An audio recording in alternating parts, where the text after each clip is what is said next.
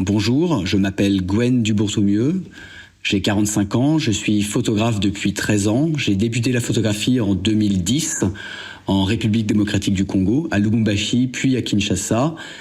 Et depuis une dizaine d'années, je travaille depuis Paris. Mais je me rends très régulièrement en République démocratique du Congo pour réaliser des reportages sur des questions sociales et environnementales.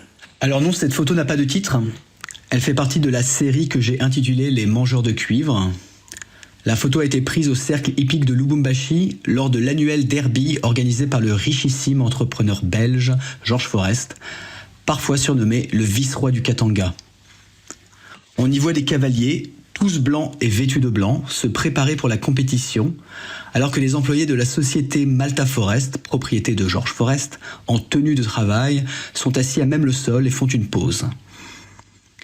Je me suis rendu début 2012 au Katanga à l'aide de la bourse du festival Photo-Reporter de Saint-Brieuc, en France, pour finaliser mon reportage sur les conséquences sociales et environnementales de l'extraction du cuivre et du cobalt.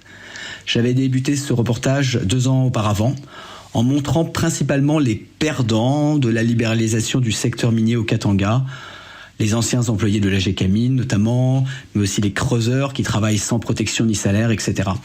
Et je voulais montrer les nantis, les gagnants de cette libéralisation du secteur minier, principalement des entrepreneurs étrangers, avec évidemment Georges Forest en tête, mais aussi quelques fonctionnaires congolais proches du pouvoir.